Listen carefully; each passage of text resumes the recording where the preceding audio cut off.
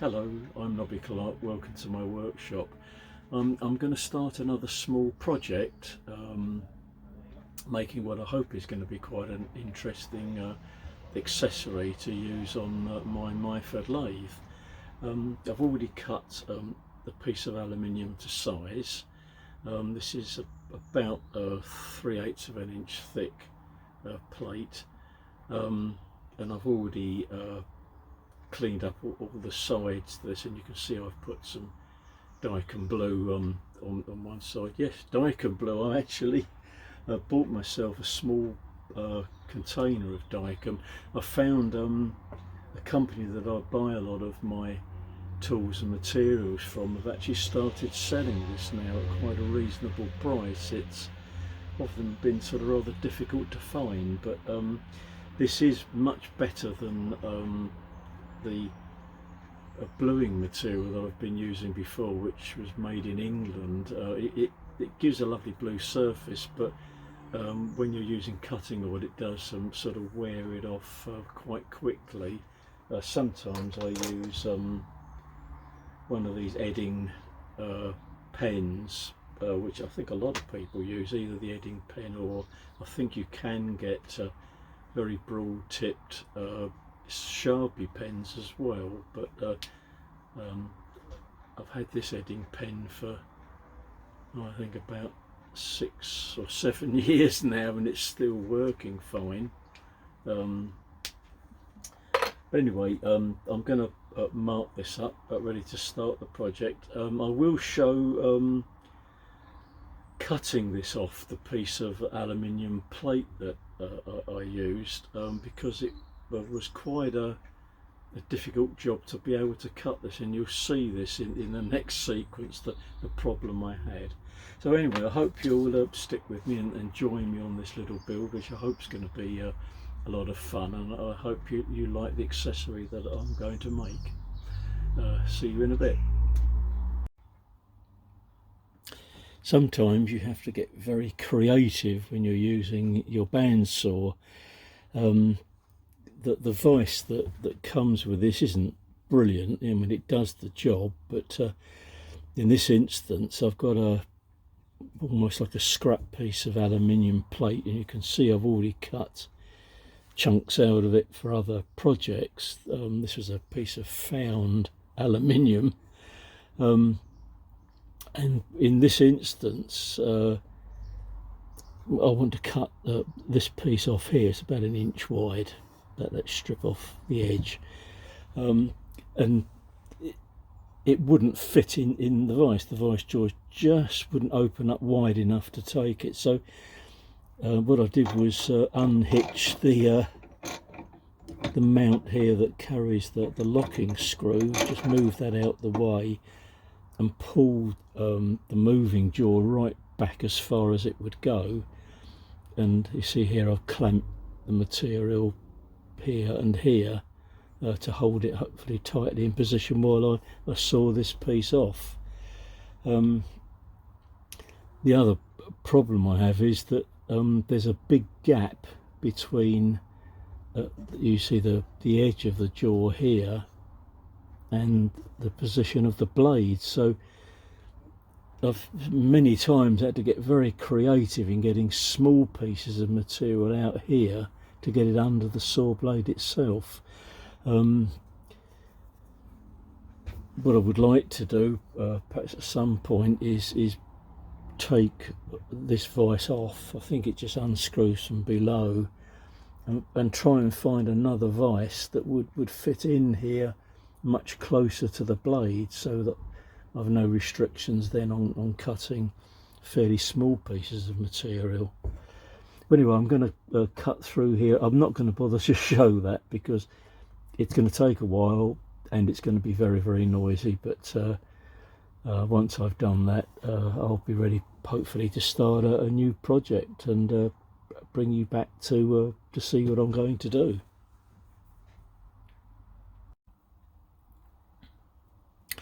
Well, I've marked out some lines on here, position here to drill a hole 8.5 millimeters in diameter,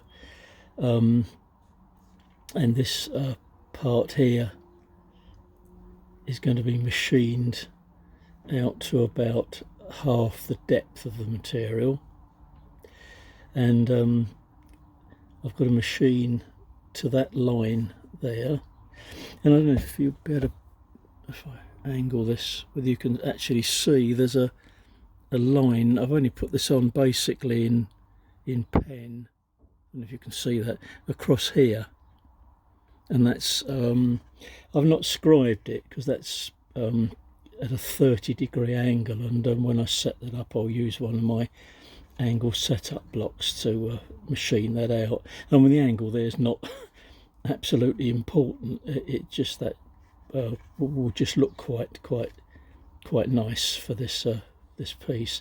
So first job's going to be, before I do anything else, is to drill the hole through here, and I've got to do everything in the correct order here, so that this part will be machined out first, because once I've cut, if you like, that section here right out, I've got nothing really gripping this properly in the vise, really.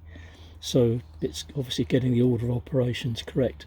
I use my normal pointer here to find the centre here, and you see I'm using my vice stop because I've already set this up, so this should return it to exactly the right position again.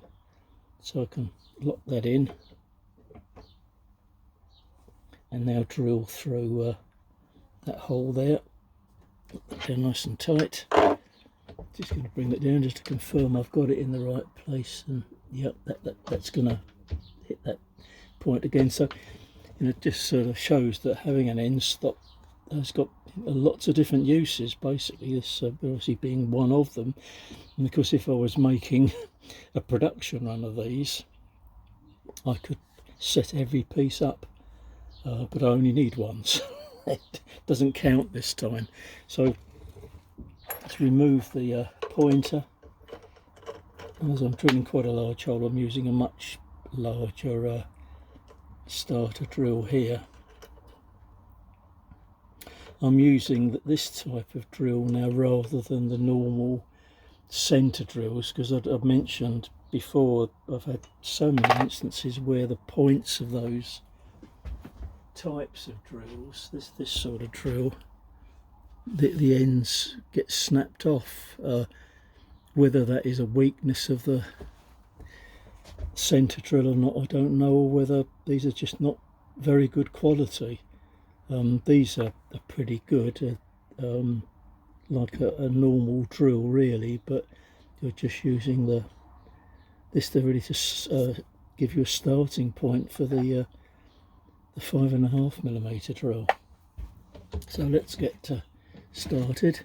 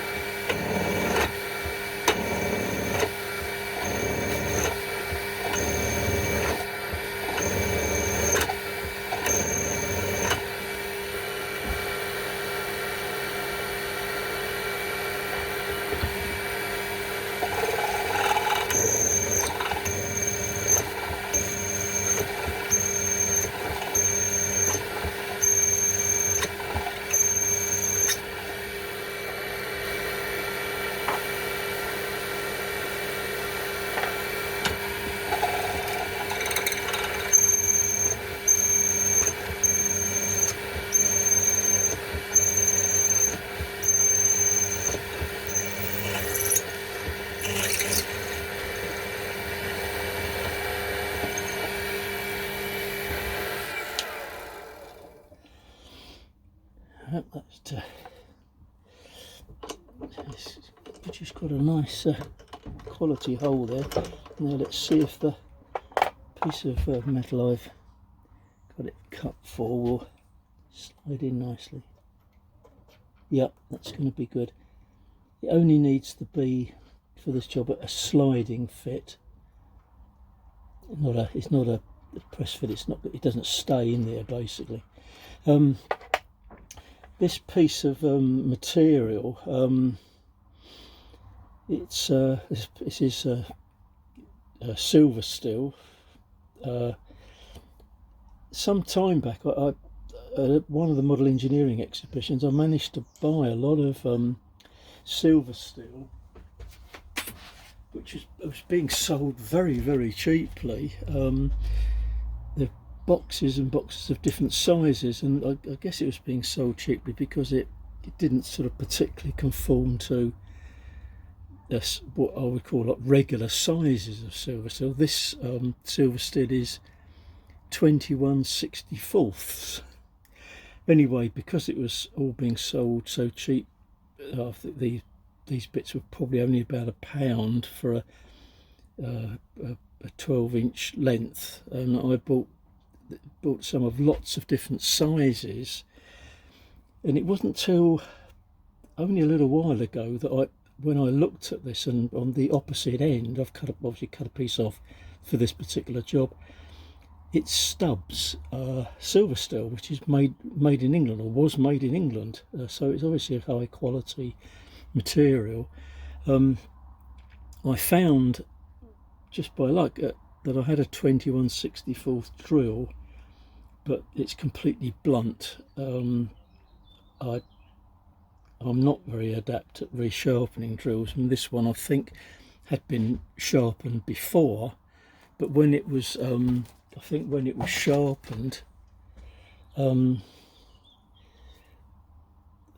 end of the drill here, that does, if you like, the gap between the flutes, was much too wide.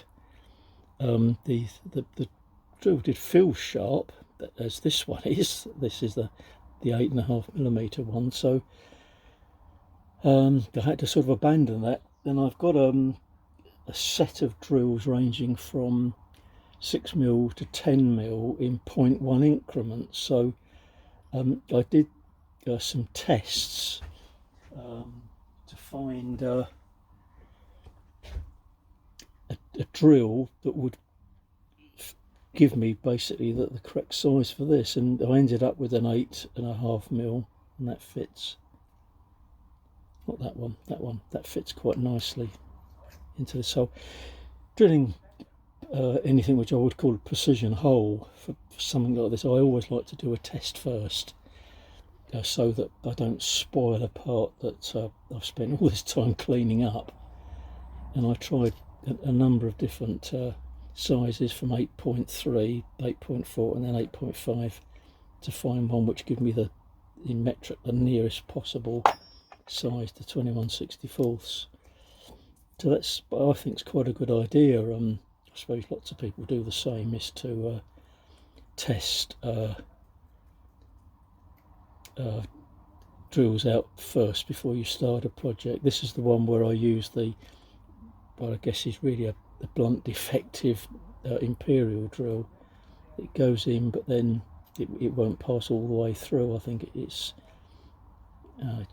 just a drill, I think a quality drill, but it just needs resharpening at some point if I can ever manage to do that. But I thought, well, I'm not going to use that for the actual job. I'll use the metric one instead.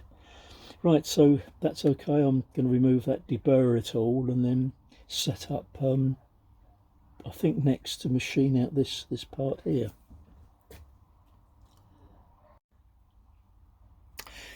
Right, but the next stage is machining out this section here down to this line, which is about half the depth of this piece of material.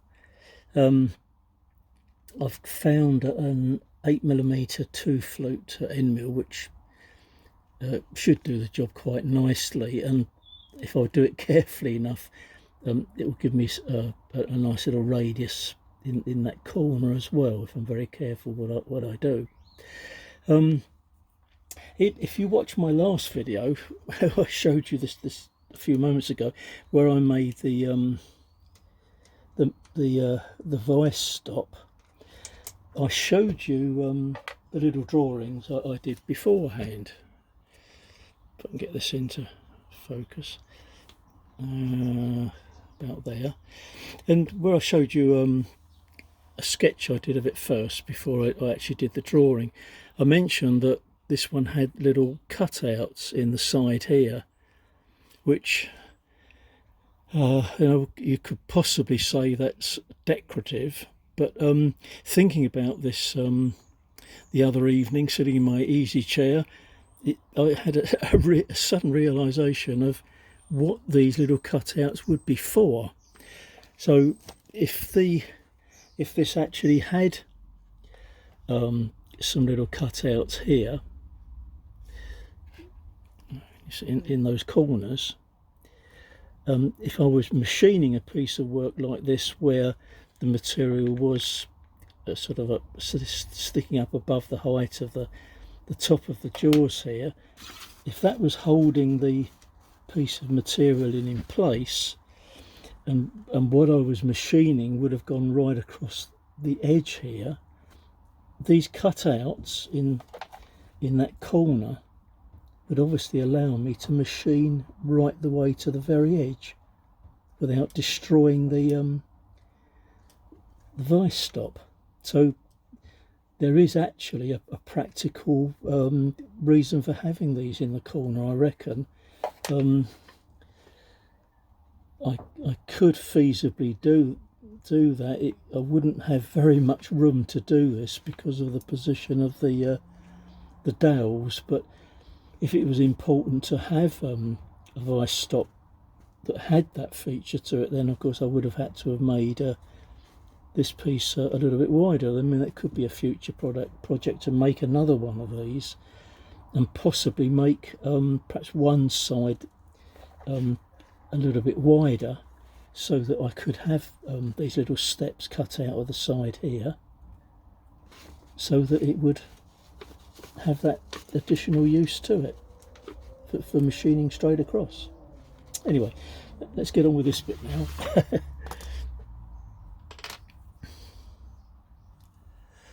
I won't show all of this. I'll just make a quick cut and then bring you back nearer the end, because I've got to do this as accurately as I can, so obviously a bit of concentration on my part is going to be called for here.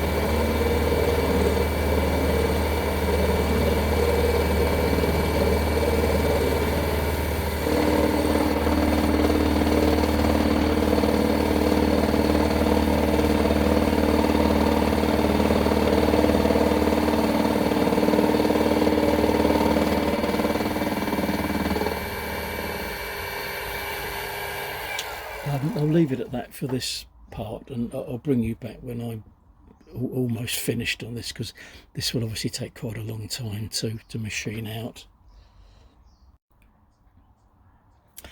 I'm coming to the final stages of machining out the little pocket here, but what you will notice is that when I started doing this, I started machining across this way to the wrong line. I was absolutely horrified at what I'd done. Obviously I wasn't concentrating properly. It should have only been machined to this position here.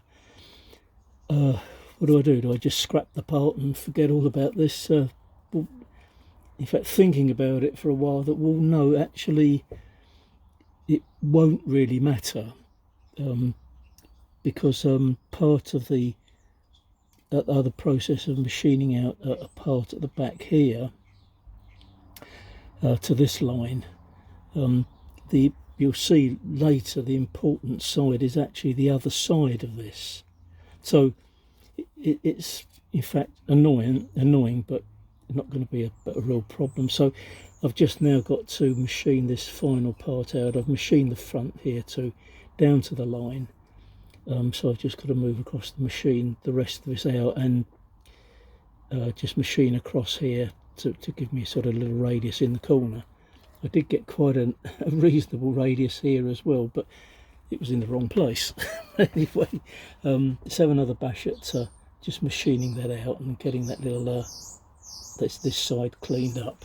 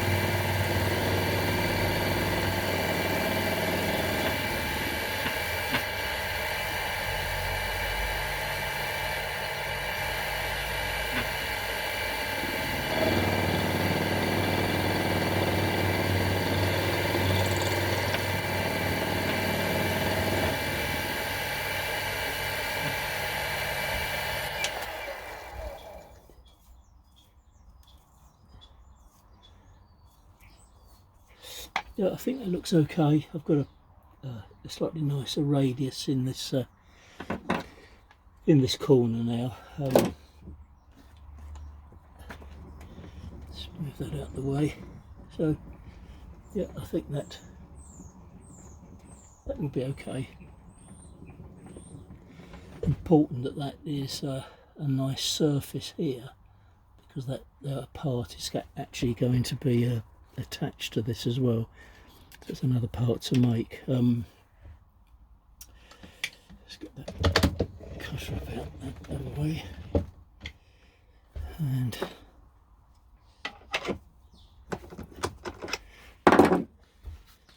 there we are. There's just a little bit of deburring around here just to clean that up. So that part is sort of just about finished. What I'm not sure of, I may sort of put some chamfers on these corners here. I'm not sure yet. I think I might wait till I've taken it a stage further and then decide whether I want to do that or not. Just a bit annoying that I made that mistake here, but it's just one of those things, and you have to get over it. But at least I think it's not going to affect the actual part itself, but obviously we'll see that a little bit later on.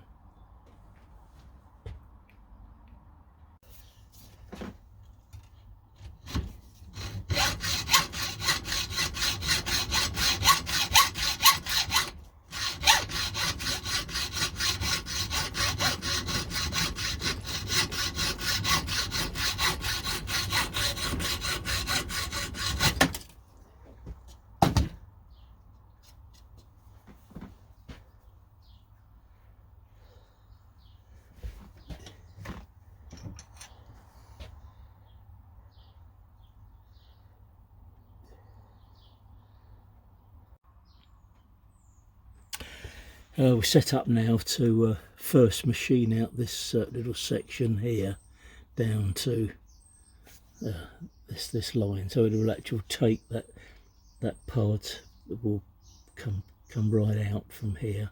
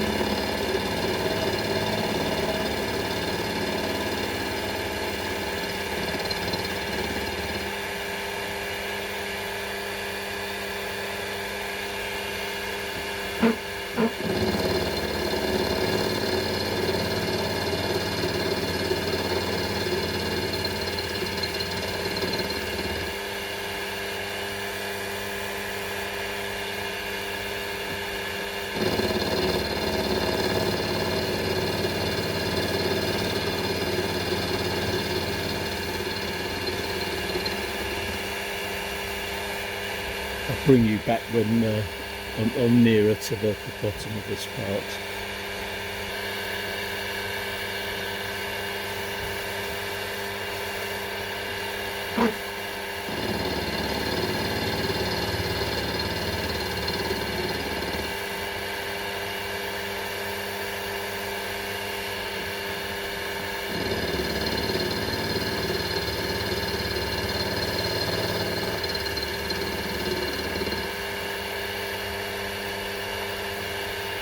Okay.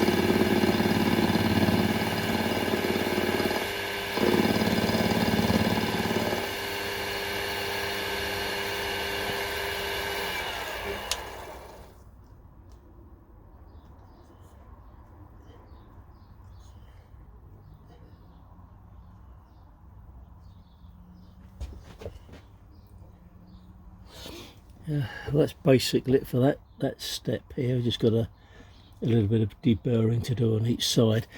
Now I can set up to machine out the 30-degree angle here next.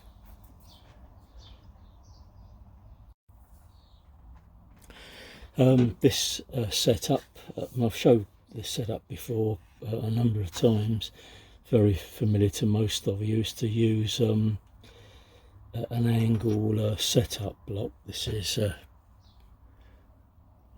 30, I don't know if you can see that, 30-degree angle block.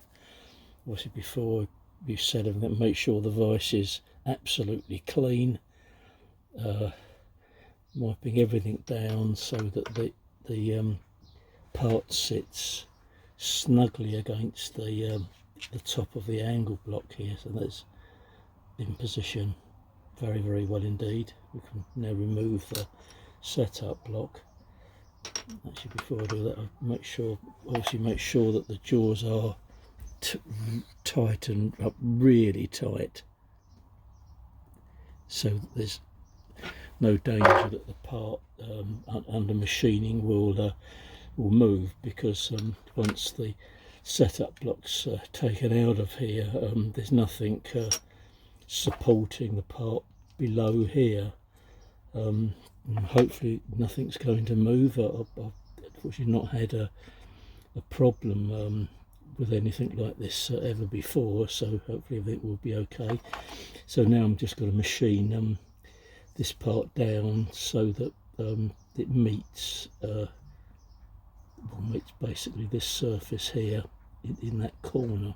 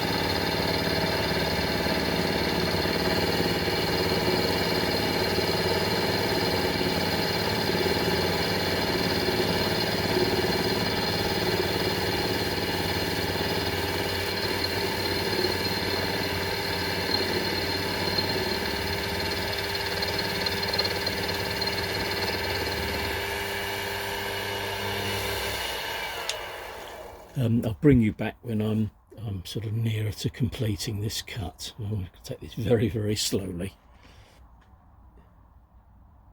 Well, this should be my final cut now, to bring up to that little corner.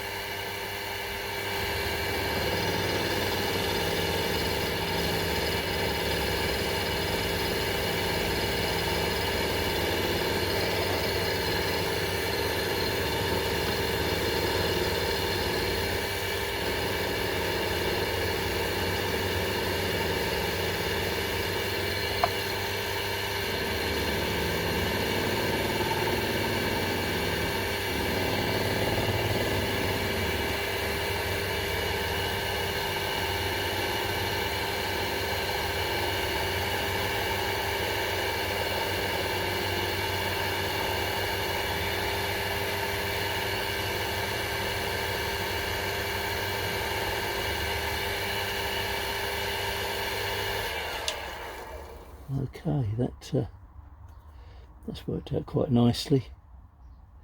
So the angle is, if you like, purely cosmetic, just to give the piece a sort of a nice shape as well.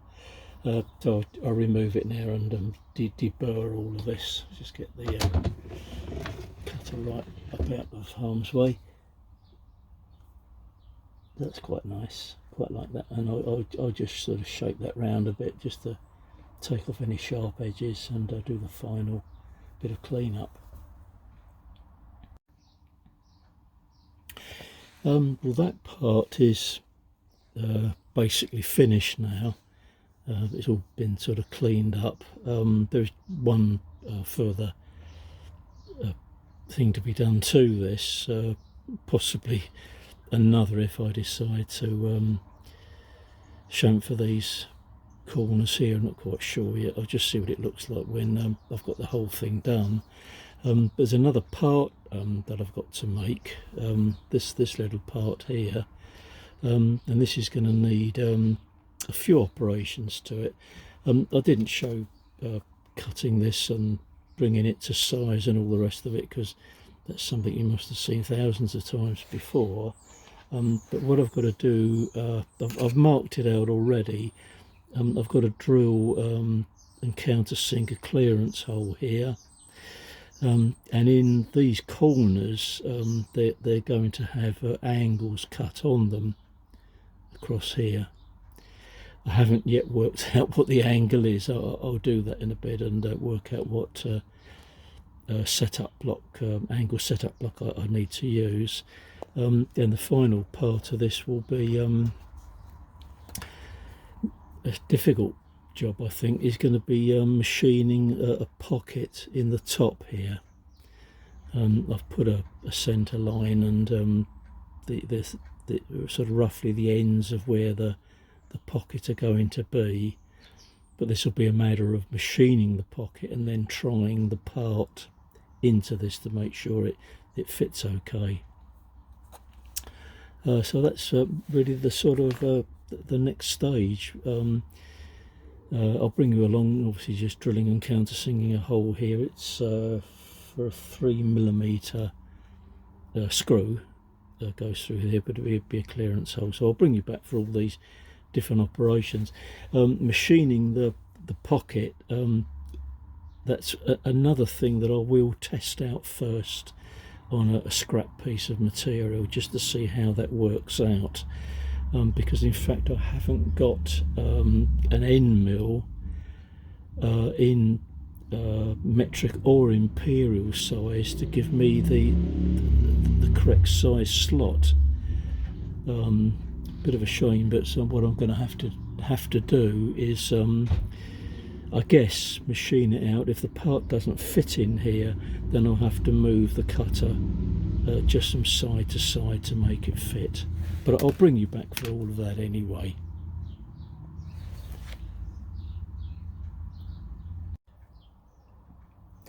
What I have to do now is machine the features on this tiny part. First I've got to drill a 3mm clearance hole through here, and then machine 2 angles across here on each side. I've decided these are going to be 20mm angles, so I can use the setup block for that. But first I'll drill the hole through here. I've got this set up on my thin aluminium parallels, the sacrificial ones. So that part will drop in the centre here.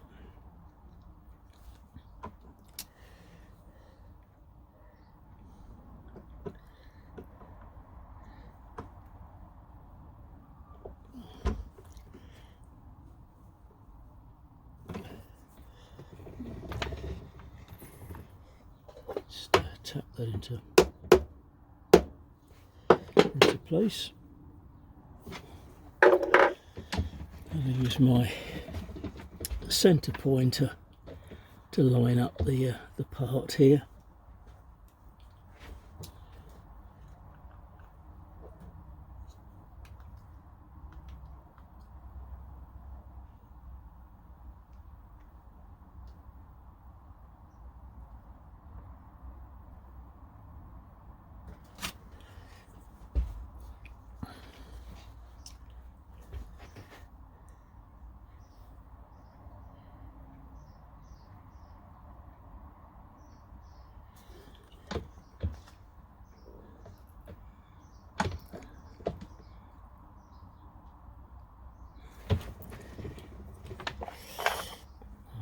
Replace that with my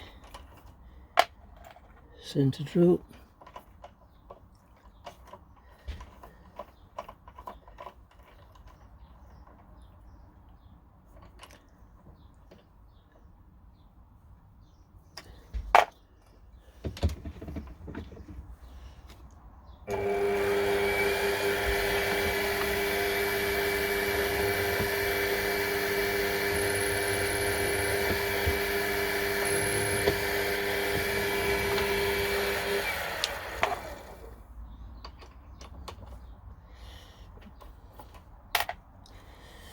And the 3mm drill.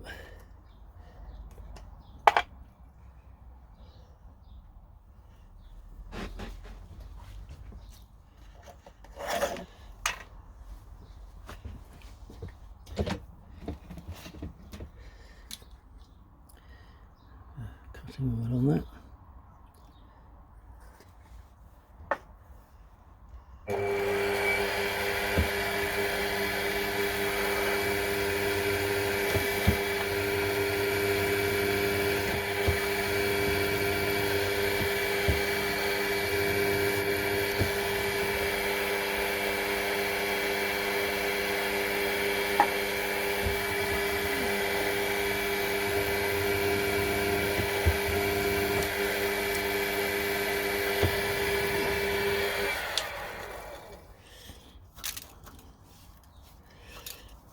That's the easiest part of the operation.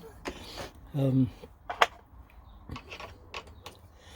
what I'll do is I'll set up the part to machine these two little angles here. I'll bring you back in a moment because I've got to remove the drill chuck and put the collet chuck in place, so I'll bring you back. I've set the part up as I've done before, using the set-up angle block under the part here to position that, and locked it very, very tightly in the jaws. Fingers crossed that nothing will move. And I've just got a machine across there. There's not very much to come off here, just to give it that slight angle on each side. But here goes.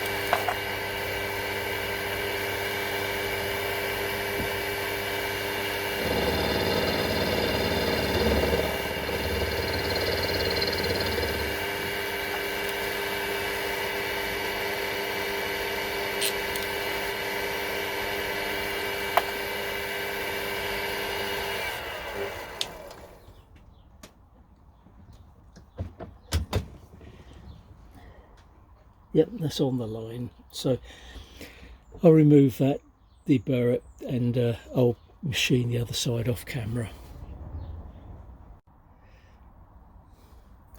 What I have to do now is to cut a pocket in the top here between these two marks, and I have already done a test on the scrap piece that I've used before for various other operations. The thing that's a piece I'm dropping into here, when I measured it up, it was actually narrow, slightly wider than any end mill that I had. But it's worked out that I'm using a 5mm 4 flute end mill. Is a fairly new one, so it is quite sharp, and it's come out quite nice actually. I haven't got to go very deep, but the part that goes in it is square at the end, so obviously I've had to, because obviously it's giving me round ends here, I've had to adjust the length of the slot so that the ends of the part come into these corners. I suppose that if I made up some sort of tool that would cut into it, I could make this a square pocket, but it's not really a problem. It's not going to look too bad, so I'm just going to leave it as a, if you like, sort of an oval shape. On things like this, I always like to do a test first, just to make sure everything's going to work okay. Not that it's impossible that I could damage the part, but this gives me, if you like, sort of a bit of a fighting chance to get it right. So anyway, I'll show you just starting this cut off, and then I'll do most of it off camera and bring you back when I've got to the sort of the finished length then.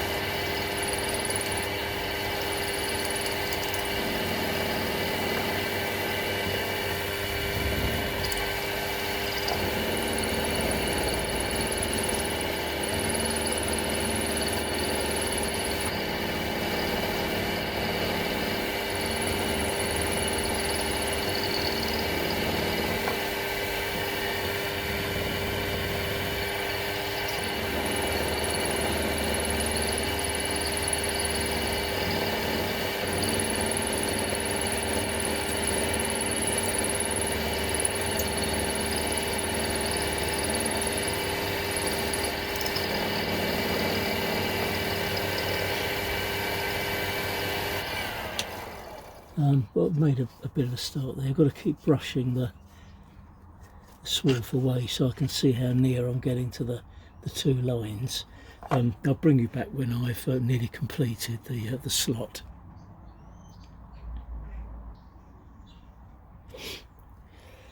Well, that's the part completed. I had to keep milling sort of backwards. The pocket's deep enough, but I had to keep milling backwards and forwards to make sure that a little component would fit inside here. So that's basically finished now, apart from obviously deburring all around here on the top and all around the inside as well.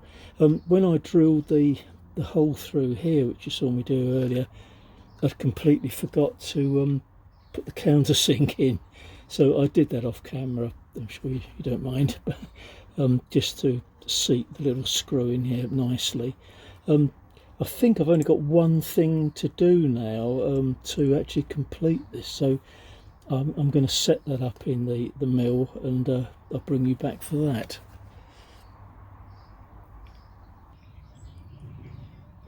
The next job, this is I think the final thing now, is to drill and tap a 3mm hole here. So I'll put my thin parallels in, and we'll position that in the chuck, and I'll use my little pointer to line this up. Lock that in nice and tight. Okay, now just bring the pointer down.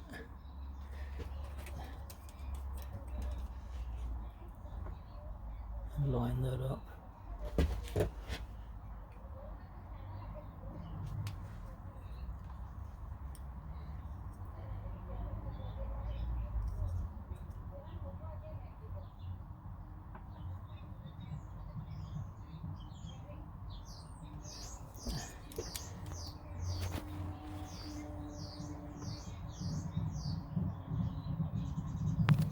I think I've got that. Yep.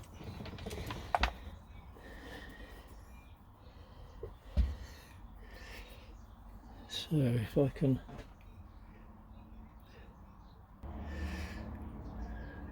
just had to organise a search to find the chuck key. Couldn't remember where I put it. Normally I've got everything lined up here on the mill bed ready, but in this case I forgot. In goes the centre drill.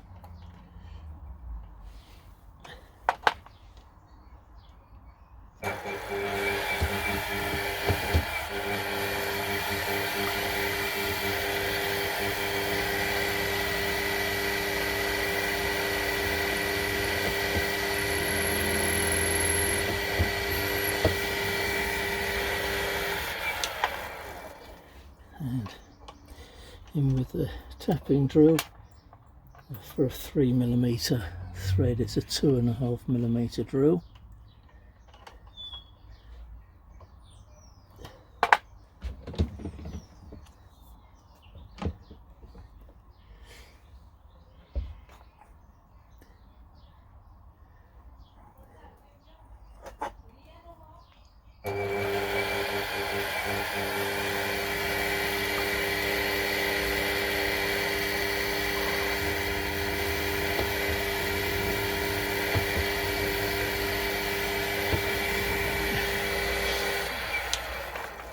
Not a very deep hole.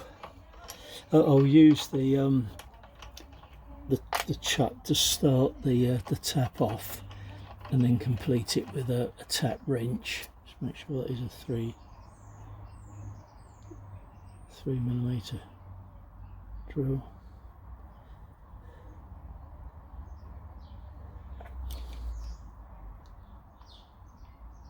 Yes. Always pays to double check, doesn't it?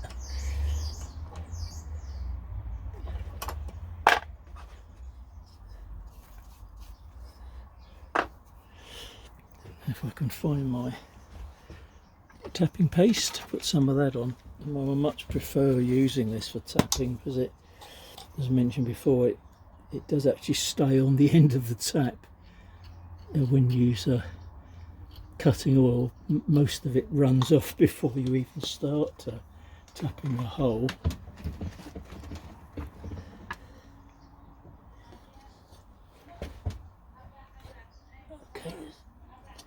started.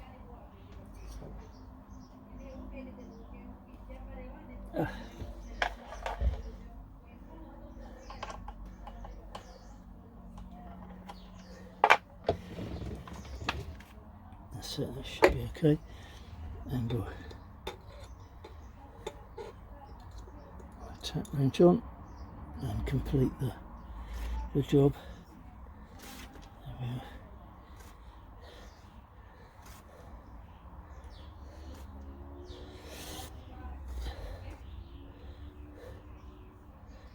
There we go.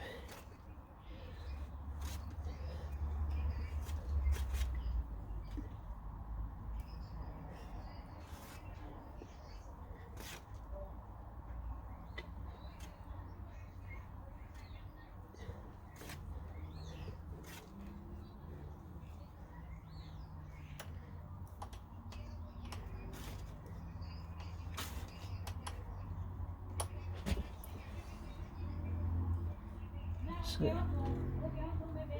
we are through. Okay, let's take that out.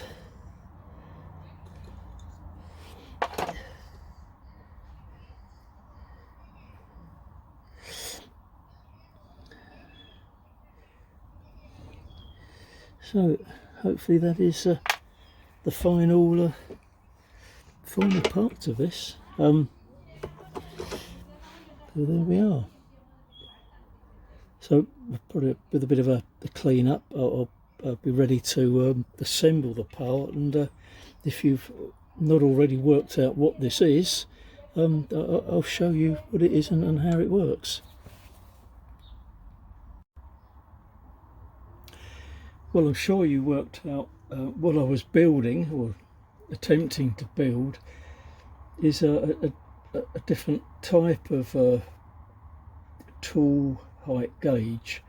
This is based on one which is commercially made, and the idea basically is that you put a shaft in here, a ground shaft, into the drill chuck, the centre of which is in line with this part here, and then on the top you mount a spirit level that's into the little pocket that I machined in the top here, and I've got a tiny adjusting screw.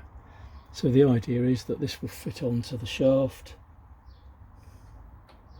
and that will just lay on the top of the tool. And what you do initially you've got to, with your first lathe tool, you've got to set this manually at the exact centre position of the workpiece. Now there's a number of ways of doing this. I suppose the recommended way is to put a piece of material in the chuck and face the end off, so you don't get a tiny pip in the centre of the workpiece. That will then put the tool at the exact centre height. What you do then is take one of the tools mounted onto the shaft here, and then lay the tool over the top, and then adjust this top part so that the bubble is exactly in the centre of the two lines here, which it is at the moment. You might just be able to see that, I don't know. Though, quite a simple method to do it. Other methods of setting the tool height are using, if I can get this in front of the camera, using something like this, which is a tool height gauge that I made some time back. This was from a Hemingway kit that was given to me. The person that had this kit had started to make it. They'd not got very far with it at all. I think all they'd done is machine a bit of the base. But I completed this, and this is put onto the ways of the lathe, and you use one or other of these. Not that one's obviously not adjusted. This one it is adjusted so that the tool height is adjusted under here. The other method that a lot of people use, if I can bring this into view, is to use a fixed centre, or dead centre rather, and bring that out, and then bring the tip of the tool up to the point here to set it. But with this device, it's going to be, well, it should be quite easy to use, because once this is set and that top part there is locked in position, it's going to be locked in very, very tightly. You can then bring other tools into position and then just adjust them up and down until you get that the little bubble centered again. Quite a long time ago, I saw a similar device, which was this. But this, I don't remember where I saw one of these. I made this when it was when I only had my Chinese mini lathe, rather crudely made. I just found a piece of flat material and marked it out to a centre line here, and then just cut a V shape in here with the little step, which is this one here, and that basically is pushed onto this part, and you bring that down until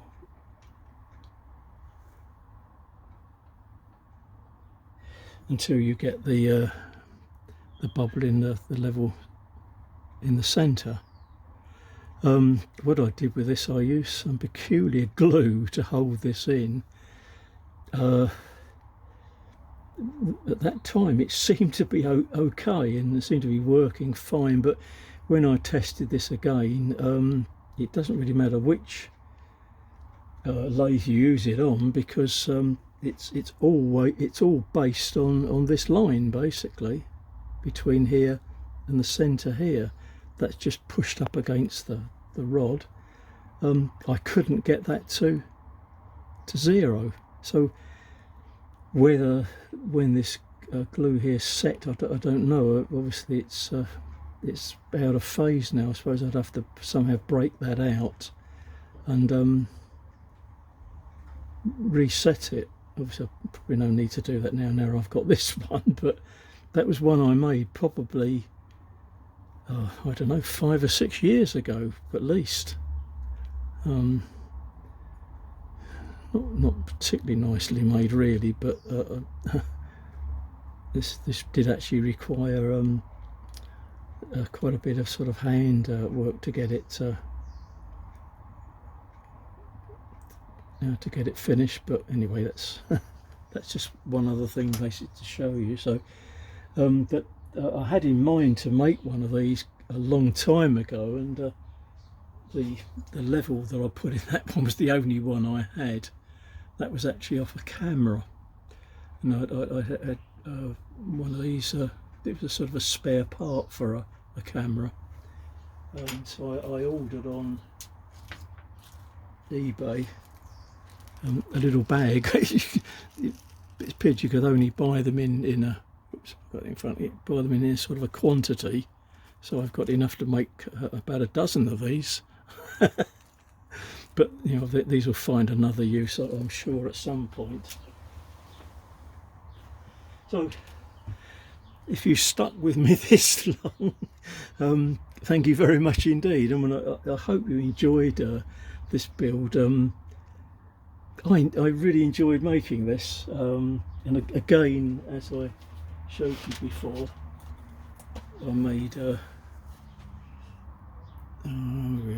sort of drawing of what I wanted, and all sort of scribbled notes of measurements and things to get everything exactly the way I wanted it. So I had this to refer to all the time, because I could take the parts over to the bench and then use this as a reference to mark all the various positions on this. So all I really need to do now is clean this up, get all the marking blue off, and that's a sort of a finished job basically. But